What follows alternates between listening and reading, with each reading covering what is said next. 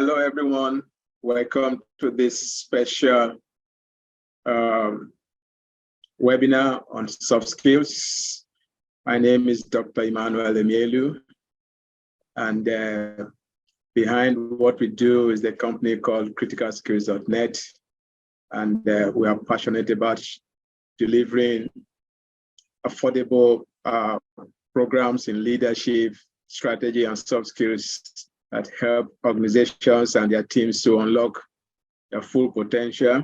And doing that through programs like project management, digital skills, soft skills for success, and soft skills for techies, as well as business and financial courses.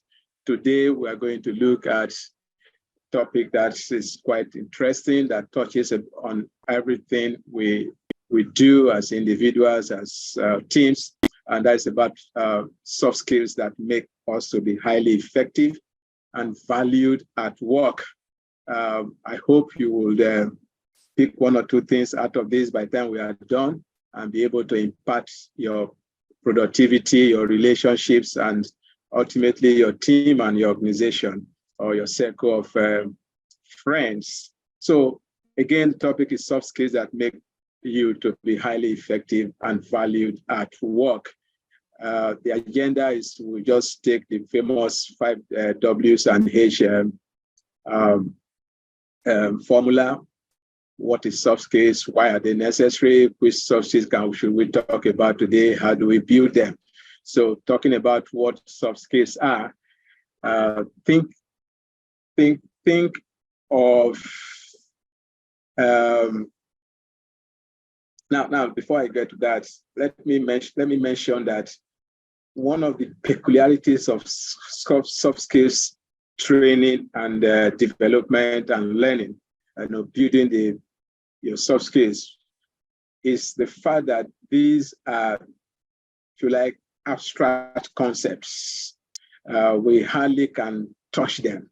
They are very so much in the air, and to be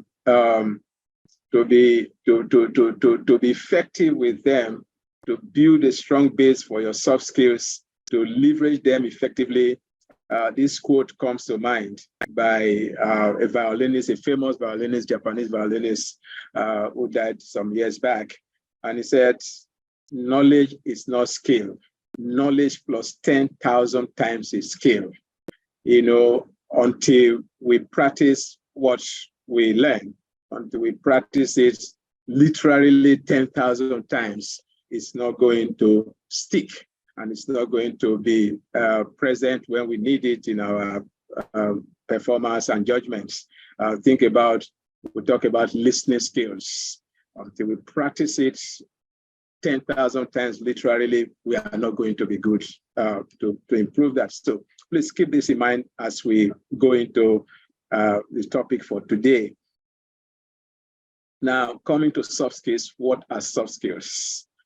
I felt that the best way to introduce and answer this question is to take this, relate to something that we all familiar with now, which are the electric vehicles. And the leading electric vehicle brand, of course, is Tesla. And you wonder whether the question out there, like you say, why does your Tesla need oil?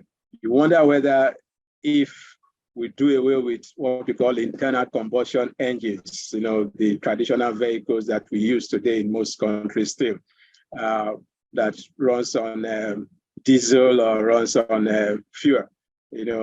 Those a lot of things happen in their engines, and we all know that they use oil. We all don't have to do oil change at one time or the other with our cars and vehicles. But now with electric vehicles, it's supposed to be that these lubricants, oil, will not be needed, or even grease, because after all, it's just electricity-driven mobility. But the fact is that even EVs, electric vehicles, they also use oil. Why do they use oil? Well, practically the same reason why traditional vehicles use oil. A lot of moving parts, mechanical parts, metals rubbing on each other.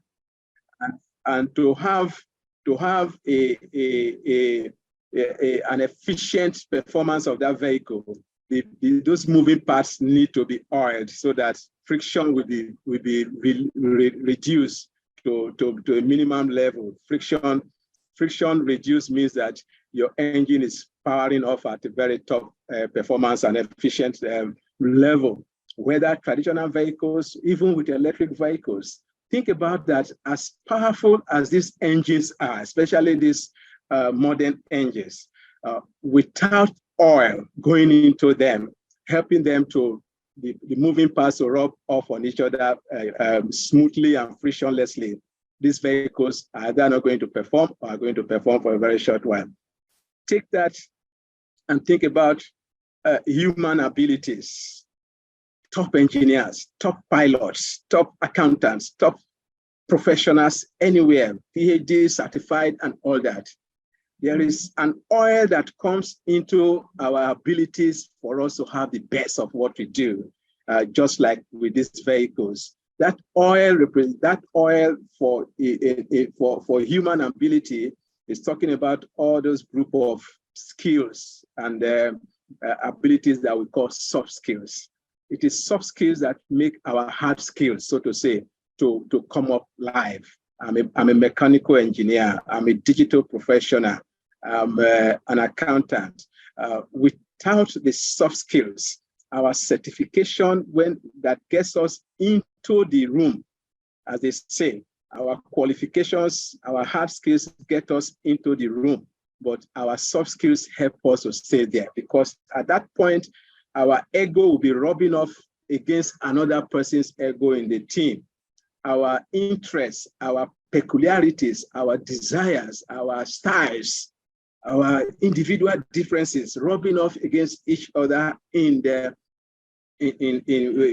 customer, colleague, boss, subordinate, teams, partners, clients. They are human beings. Just as the parts of the Tesla vehicle need to be oiled so that they can rub off on each other smoothly.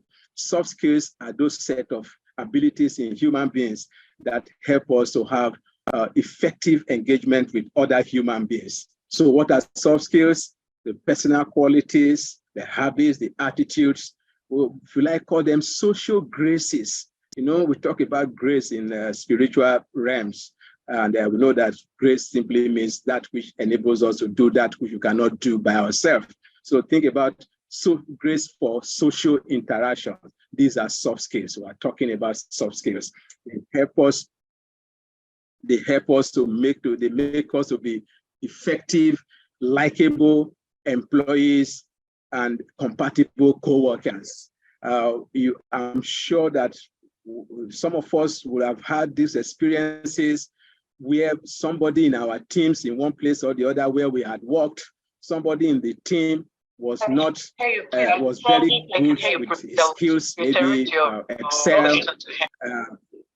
maybe Excel, maybe whatever things that person does.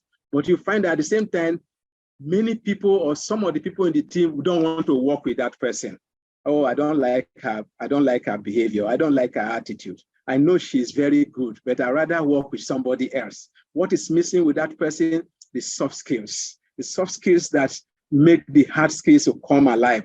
The soft skills that make that capacity that that person brings to the team to be valuable. Without soft skills, then that's just like we showed in the example of the Tesla vehicle. Our egos, our personalities rubbing off on each other will not be frictionless when there are no soft skills. Think of a couple, they both have PhD. I mean, the highest form of knowledge expression. This one PhD this one PhD that. And somehow they are having a very turbulent marriage. What is missing? Soft skills. Those of us in Nigeria this week, few days back, you must have seen some story of the celebrity that I think died last week or so, and how stories came about that his wife and their in-laws and all that, very unpalatable stories that probably led to the death of that person and the breakdown of that marriage, of course.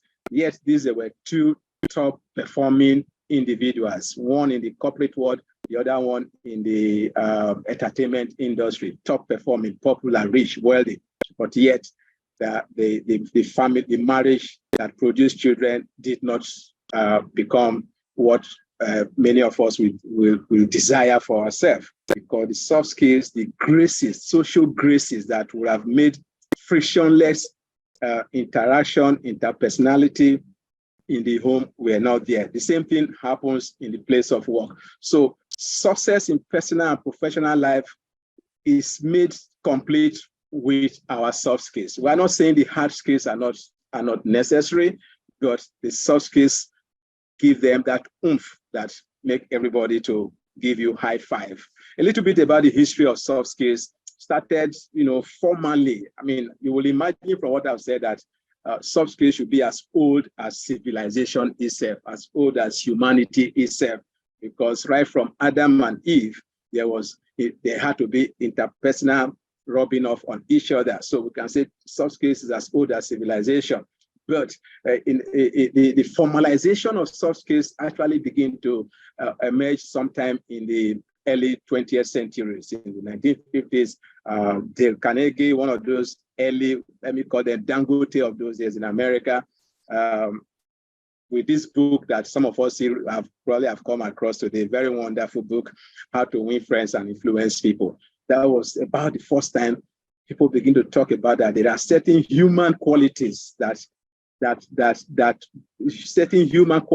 enable good relationships and good interpersonal engagement. So we can say, if you like, is the beginning of soft skills actually as a body of knowledge started with this man and his book. But also the name began to filter into business lexicon and discourse by a publication or a work that was put out by the US Army around about 1960, thereabout. It was a manual for what they call non-technical skills in the Army, for military, the performance of military men. It was a big manual. I could share that sometime. Sorry, please. Where saw this coming up from? Okay. So the U.S. Army came up with this training package for their soldiers, for their military personnel, and they called it Manual for the Engagement of Non-Technical Skills. That was when the first word began to come out. So imagine that an institution as massive and as humongous, as powerful as the U.S. Army, with all their military hardware, at some point they realized that there were something that should be called non-technical skills.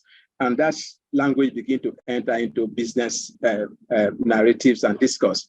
And then the person that really brought it to the fore is Daniel Goleman. He's still alive today, professor of Harvard.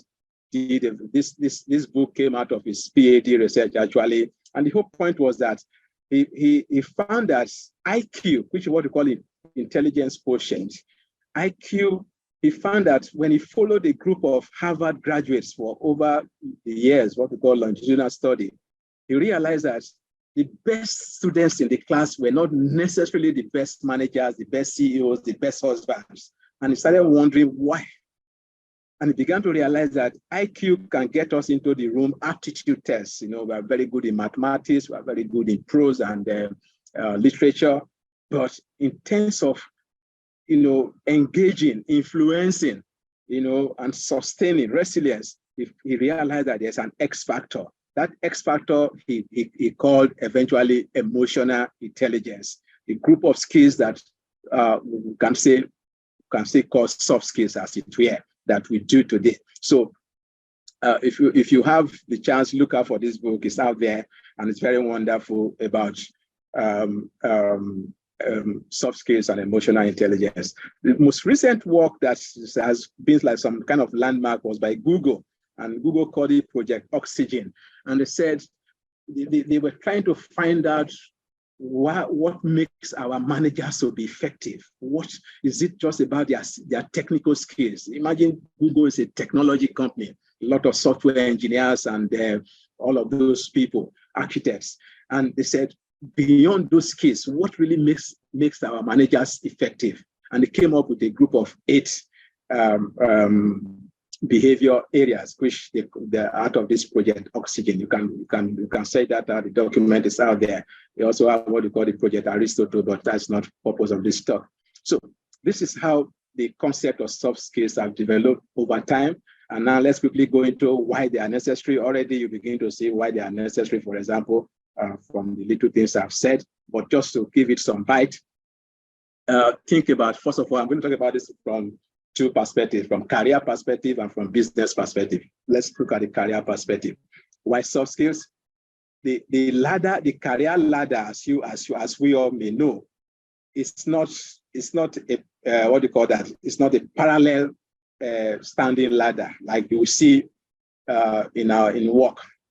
Most ladders, the two vertical pins, they are parallel. That means they are standing at angle 90, which means the space at the bottom and the space at the top, they are the same. In organizations, it is something kind of different. As you climb higher, there's so much space for everybody to sit up there. So while we enter into the organizations with our technical skills, I read chemistry, I read accounting, I read history. While we go into the organization with our technical skills, ultimately, what helps us to scale, to climb this ladder, what we call our relational skills. And our relational skills are just another word for what we call soft skills. So in any organization, I've been there, I've come out from former organizational work, and I do know the power of these relational skills for you to make an impact and be recognized, stand out, be promoted, and the rest of them in competitive organizations. These people, the management and even clients are looking out for those things. Time will fail me to give you actual stories of where people were so good. I work in the oil and gas industry, and we work with a lot of technical people, technical professionals. Take them out of the field, bring them into the office, put them to be client-facing. There are pathetic stories sometimes you hear from some of them because they were so good in the hard skills, but very little in the relational skills. Ultimately, they are phased out of the system. So for career, much as we need all the certifications to get the job, we need the qualifications and the competencies from relational aspects, soft skills aspects to get moving in the job. Now, so when you look at it, whether in career or in business, soft skills radiate to almost every functionalization of our behavior, whether we are managing stress, whether we are managing change, whether we're expected to show social connectedness, emotional connectedness, empathy, to assert ourselves, even to solve problems creatively, even to stand in front of clients to make presentations. Soft skills are the root of that. Customer service, we normally talk about how do you deal with difficult customers. Soft skills will help you to manage what you call difficult customers. Anger, and also on and so forth. Soft skills radiates all of our functional expressions, our behavioral expressions. And to be effective, we need a dose of those soft skills. In business, leadership is all driven by soft skills, inspiration, team building, confidence building, motivation, and so on and so forth. It's all about soft skills. These skills that we said, they are social graces for interpersonal engagement and interaction. So let's just move on quickly because the time is shooting. So ultimately, we have all of these different labels for what we call soft skills. We take them sometimes as course, we take some modules and all of that, and we just say these are soft skills. Again, at the background image here, you see two gears, mechanical parts rubbing off on each other. For them to rub off smoothly, you need a dose of lubrication, oil. In human interaction, that lubrication could be relationship management skills, problem-solving skills, listening skills, emotional intelligence, and so on and so forth. So before I move forward, I'm going into specific areas of soft skills now. Before we move forward, let me remind us that we can be dropping our questions and comments in the Q&A chat box, so that when I'm done, we can quickly take some of them. All right. So at the end of the day, the bottom line, the ground norm of soft skills and interpersonal behavior is the balancing act between purpose and relationship. So where soft skills are effective in a human being, in a person, I should say, where the person who has some reasonable level of competence of soft skills competence, he or she does not lose one or the other. The purpose of the engagement and the relationship in the engagement, they are preserved. Now, where these soft skills are lacking, absent, they are not applied, most of the time we take one, we gain one, or sometimes we lose both. We lose the purpose of why we got into the engagement, maybe an interview, maybe a meeting, maybe you are trying to resolve a conflict, maybe you are negotiating, maybe you are solving problems, maybe you are discussing with your partner, your spouse, on a particular matter. I'm sure we have been there, where for some reasons the cohesion breaks down, the engagement, the rapport breaks down, because somebody said something, because somebody responded in a particular way, because somebody did something. The purpose of that engagement may be lost. Maybe we're trying to convince the other person about a particular position you want him or her to take. And ultimately, there's a breakdown in communication. Or sometimes because you don't want to offend the other person, you so quickly just give up your purpose. Okay, it's okay. Yes, I agree with you. Let's do it that way. So it's always a balancing act, and soft skills help us to do that. When we talk about assertiveness and emotional intelligence, we can talk this over and over again. How do I balance the purpose of my engagement with this person, and at the same time come out with what I want, and also maintain the relationship and not break the relationship? Now let's move ahead. We'll talk about this a little bit more.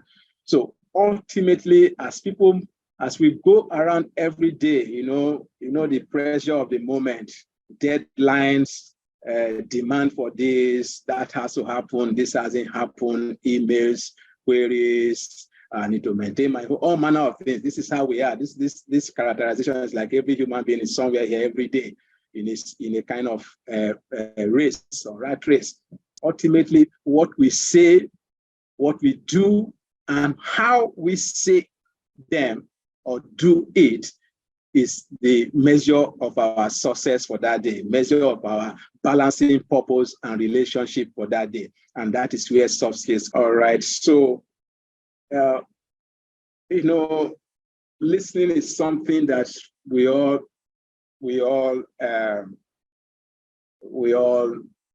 do.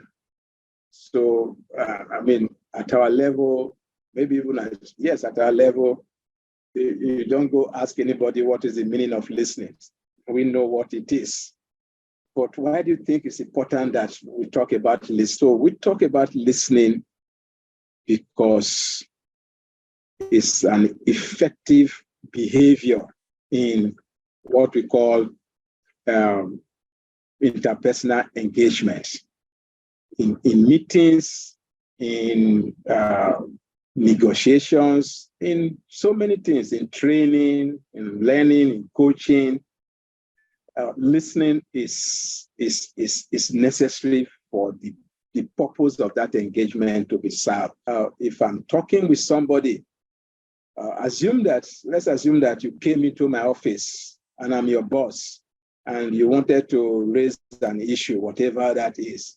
And you met me, I'm on my WhatsApp, or perhaps even on my phone, I'm scrolling, and you tap and you came in. I say, yeah, Jane, how are you? What can I do for you? Or I need to tell you something. And then you find that I'm still, even though I've given you the go ahead, my attention or my facial orientation is still towards my laptop or my my phone, I'm scrolling away.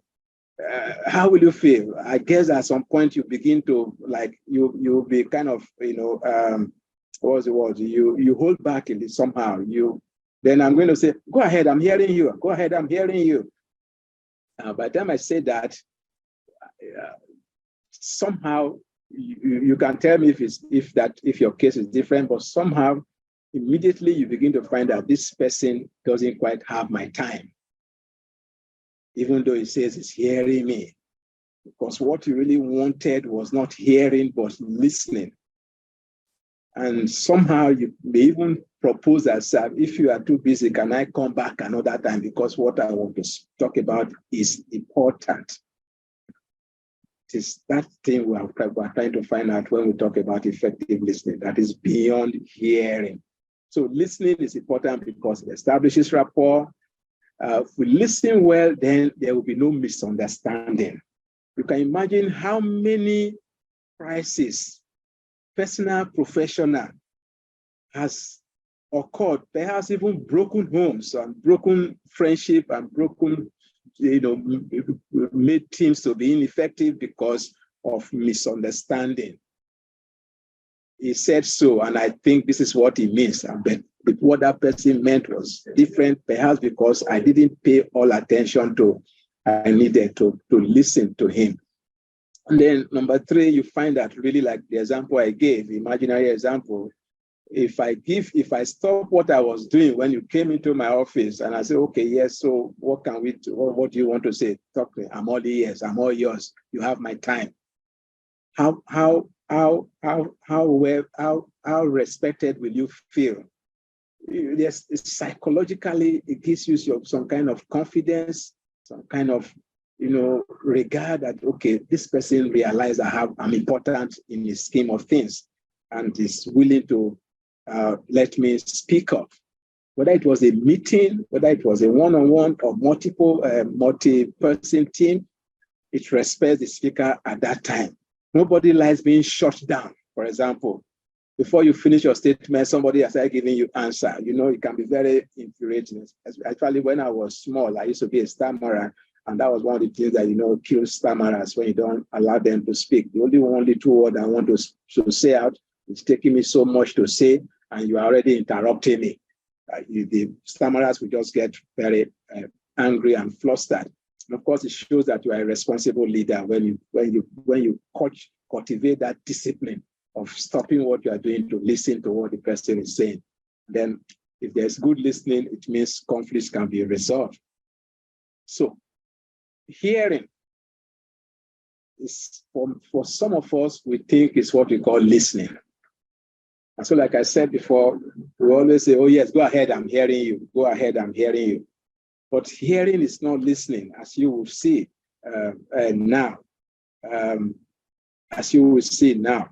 So after this webinar, you could go on Google to search for this image and just type Chinese character for listening. It's like the Chinese understood what we're trying to discuss right now in this segment of the webinar. That when we talk about listening is much more than just hearing. There's a lot to it.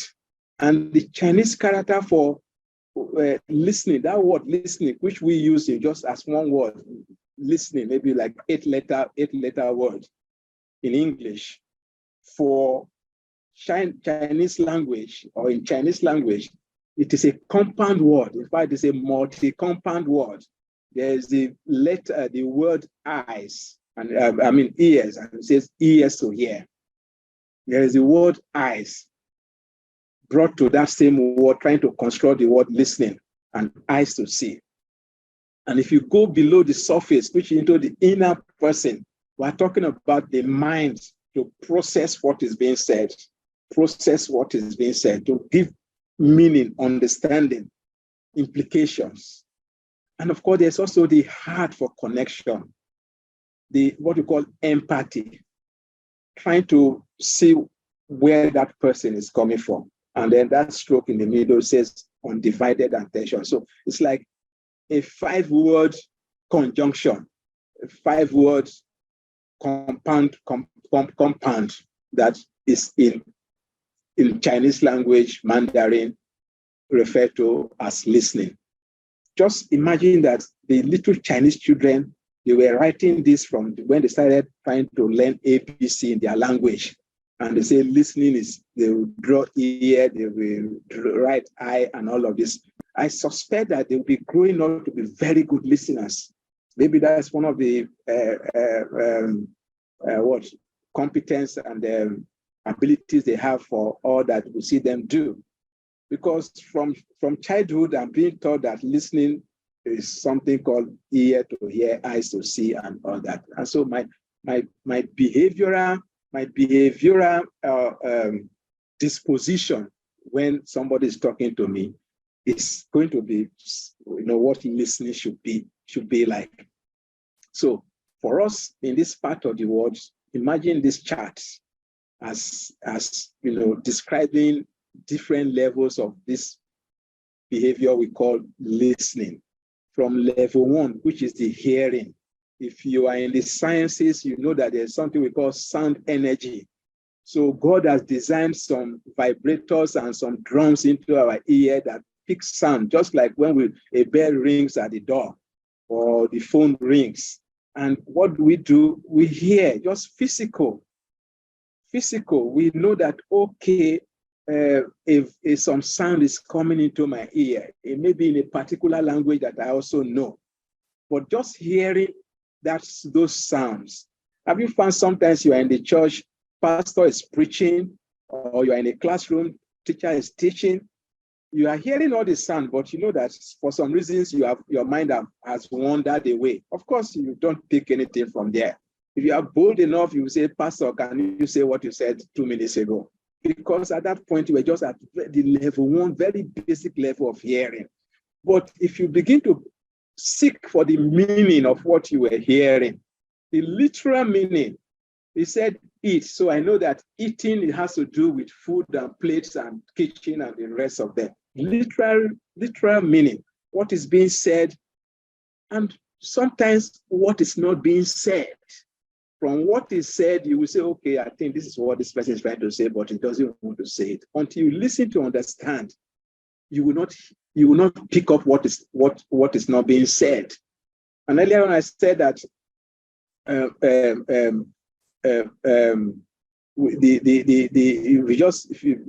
good listening avoids conflicts or resolve conflicts, but otherwise it can lead to misunderstanding. So it will lead to misunderstanding because you have not applied your mind. Remember the Chinese character, you have not applied your mind to process the decoding template in your memory. When you say eat, it means this. When you say drink, it means that, to begin to bring meaning.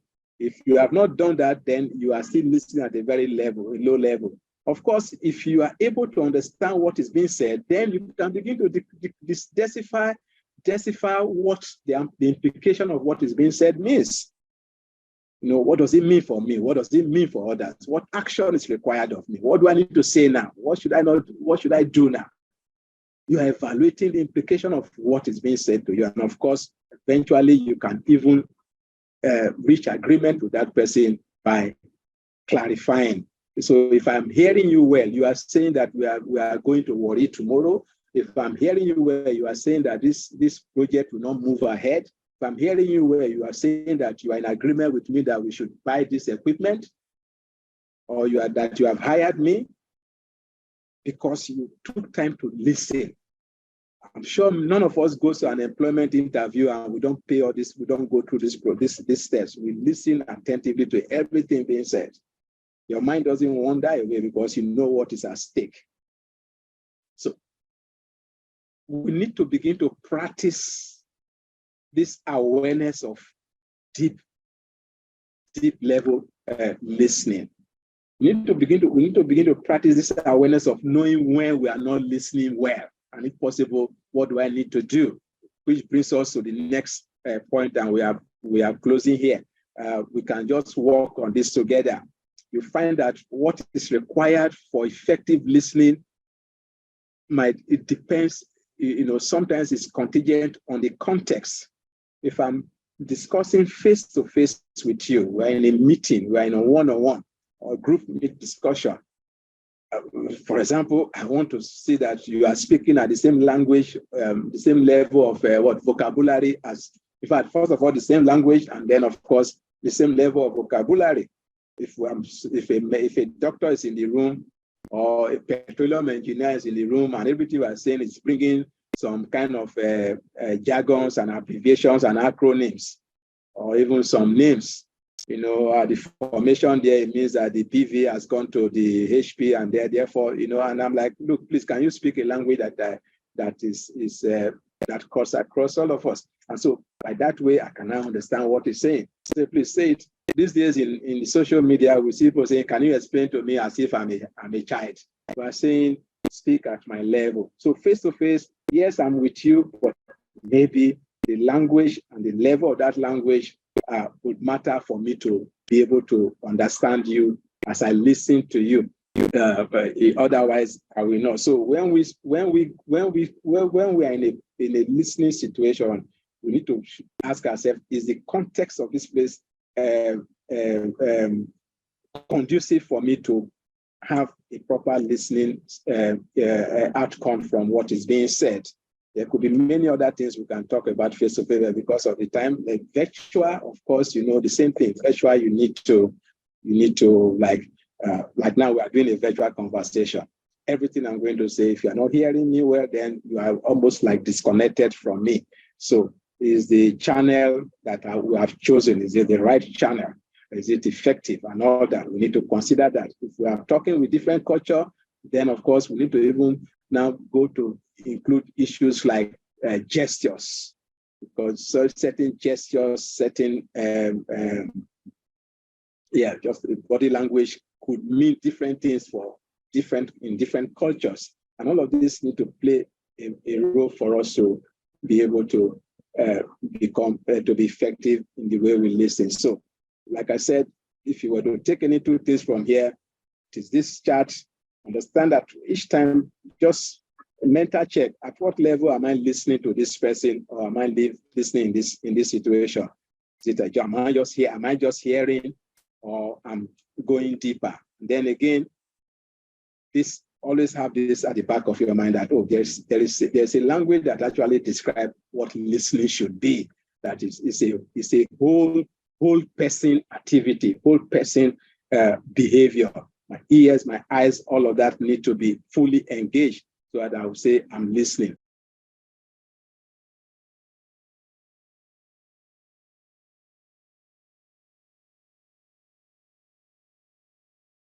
Quickly, let me talk about assertiveness. Look at this scenario. You have approval to hire an assistant. So you are like maybe a manager or supervisor, and you needed somebody else to work with you. So you have that approval.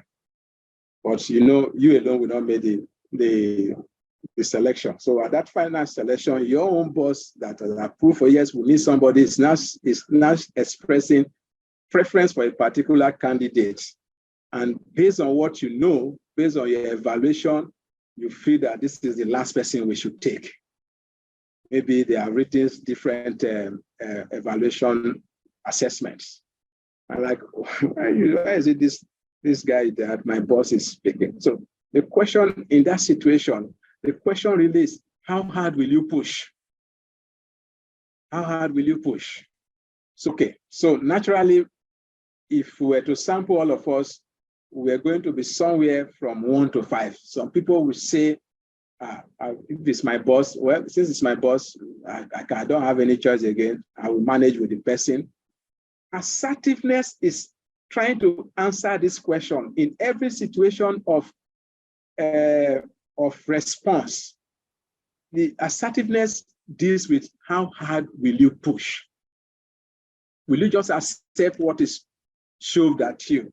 Will you accept the debate as it is, the opposing position, and just take the other person's position, or yield easily, or you will push, you will insist that it is the way you want it? That is what assertiveness has to do this with. How hard will I push in any situation? Favorable or unfavorable? I'm negotiating with somebody. How hard will I push to have it my way? I'm resolving a conflict. How hard will I push to say I think I'm the one that is right? That is what we do. That is what assertiveness is about. How can I say no to this person? How will I say no? Or I just accept anything. Oh, John, can you also do this for me before you come tomorrow? Yes, sir. John, that email, we need to send it. That report, is it ready? Yes, sir. Or if you can even be a colleague, can you help me do this? How hard will you push to stand your ground that, no, I have enough on my plate now. Before I say yes or before I say no, I need to consider this or consider that. I'm not just taking everything. Do I have the confidence to ask for more than I need to? All of those things. We are talking about, if we are to define what assertiveness is, we are saying it is the straightforward and honest expression of what you need, how you feel, your opinion, and your self-respect, but in a way that also considers the other person's self-respect and position. So assertiveness sits somewhere between aggressiveness and passiveness. But the reason why we talk about assertiveness is because it's what we call your human right. There's a difference between legal right and human right. Human right is what gives you, is what we have as a human being. So everywhere, all these human rights, they are written into a lot of our national constitutions. For example, freedom of speech, we say, is a human right. I should have the right to express myself in the way I want it. So it's about what gives you the ground you stand on to say, no, I can't take this, or yes, I will take that. You have the right to be you. As who you are, you have the right to be you, to judge your own behavior and not somebody else judging your own behavior, your feelings and your thoughts, and to make them known. You have the right to consider your own needs. Yes, before you yield to your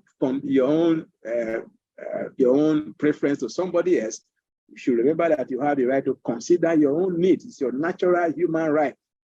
And you also have the right not to yield to, not to assert yourself. But at that time, it's a willful decision, maybe for a diplomatic reason. I just let it go in negotiation, for example. But that is a choice you made, and not because somebody is pulling you out of your position. You have the right to say no. You have the right to disagree. You even have the right to say, I don't know. And you say with a straight face, or to even ask for more information. Can you explain? I don't understand. And I'm sure you know that some people will not even speak up in a meeting, in a training or whatever, to say, I don't know. Can you explain to me? Why do we do that? Because of this passive, aggressive, assertive continuum that we as human beings we find ourselves. You have the right to change your mind. You have the right to ask for what you want. You won't have the right to be listened to be understood.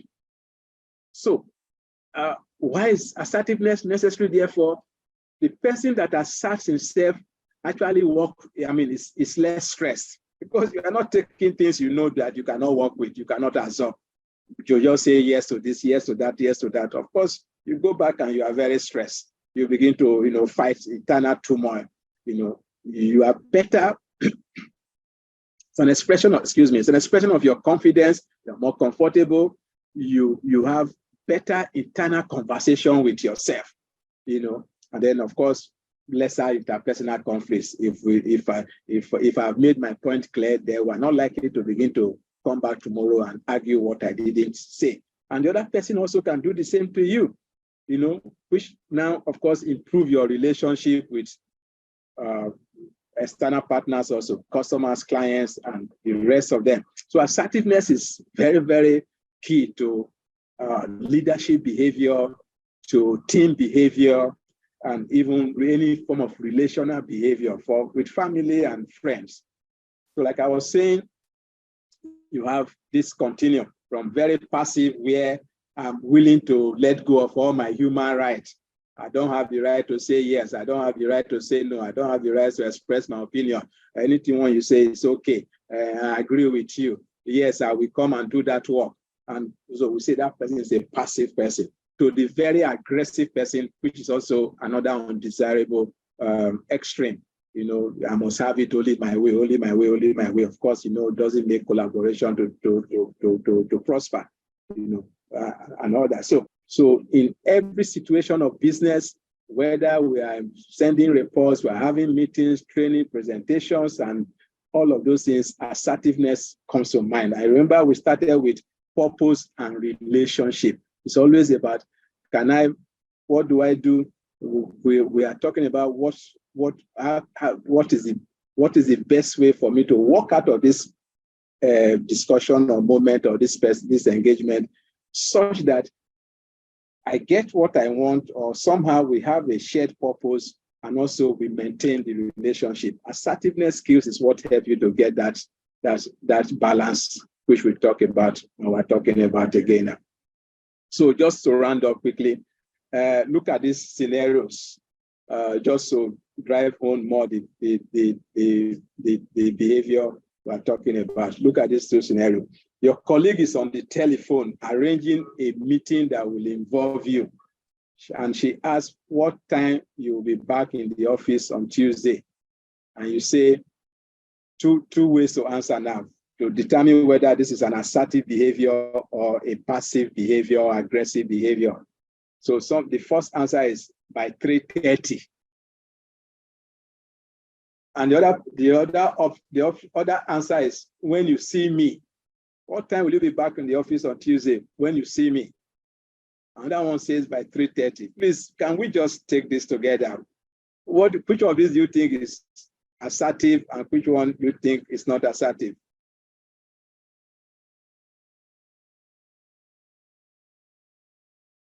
By 3:30. Of course, by 3:30 is an assertive answer. And the person asking can now work with that time that you have put there, whether he likes it or maybe negotiate another time. But you have made yourself clear that you will be back at 3:30. That's an assertive behavior. There are no shades. Maybe how and the other answer, when you see me, of course, it's not assertive, but also, what do you think? Is it aggressive or passive? What do you think? Anyway, when you see me becomes an aggressive answer. I mean, that is very, very uncooperative. The person asking cannot do anything with that. It's better you won't tell me I won't attend your meeting than to say, when you see me, how do I plan? What do I tell other people? You know, so these are behavior we put on. Sometimes unconsciously, we just put them up without knowing. Now, look at another scenario. A colleague compliments you on a report that you have prepared, and your response was, thank you. Or, I was not happy with it. I found it really difficult. What do you think? The two answers, which one is assertive, which one is not? Thank you is assertive. And I was not happy with it. I found it really difficult. Somebody was complimenting you, and you on your own, you are doing what? You are depreciating that compliment. You are like signaling that, I know rich so, you know, I didn't do well. I'm not so much. I don't deserve all that compliment you are giving me. When you begin to say, I was not happy with it, you know, you are stepping down yourself, and that is a passive behavior. And you watch that sometimes we do such things. You hear people do things like that. You know, the second one is, okay, thank you, Femi. It's actually passive. You know, it's passive, like we said, is you, like, you know, yielding your rights, yielding your self-respect. You are just like, I'm a nobody. You know, I don't have anything to stand for, to be proud of. It's passive. You know, this is the high point of this hour of this module. You can study this, and you can always find yourself, what am I doing in this? Why did I? Maybe you came from a meeting and you pull up this chart, I'm like, how well did I do in this meeting or in this conversation with this person? Was I non-assertive, which is passive, or was I aggressive, or was I assertive? So look at just some example. The behavior of the non-assertive person, it doesn't assert itself for its right. It allows others to violate its right, which we'll talk about the human rights. But the assertive person asserts its right. Look at self-view. The passive person is a quiet person with very little to contribute. I'm sure when we look, you see people like this around us, even dear ones. You know, a quiet person who doesn't talk much. Why? Because he's afraid that if he might say something wrong and people will laugh at him or her. You know, whereas the assertive person, you know, he has views and is confident to express his views. Look at the last line. The non-assertive person actually thinks that the other person is better than him. You are okay and I'm not okay. You know, I'm a loser, you are a winner. And so why should I be pressing? Why should I negotiate a higher price or higher salary? Why should I ask for more? Why should I say no? So those are passive behavior. Whereas the aggressive person thinks that is the only one living in the whole world. I'm okay, you are the one that is not okay. I want to win and you must lose. But in between, we have the assertive person who feels that both of us can be okay. We can respect one another. We can value each other. And we can both win together. And we're exploring means of, you know, how to benefit or win together. That is an assertive orientation. And to practice these skills, it's always about looking at knowing where you are so that you can know what to do to move forward. So thank you all for coming. I appreciate your time. I do hope that we have picked up something from this short hour that we have.